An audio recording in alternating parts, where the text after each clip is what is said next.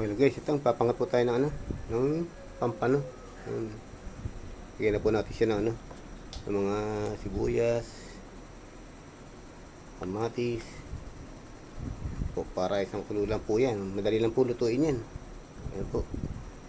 Tsaka lagyan po natin itong isang siling haba. Tsaka kalamansi. Ayan, mabilisan lang po luto yan.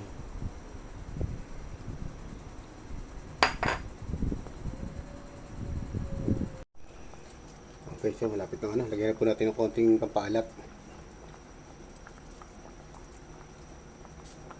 Ng konti lang po para masarap po yung sabaw.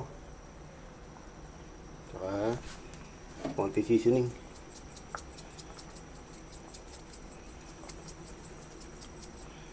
Ayan po, tayo po na yung makaluto.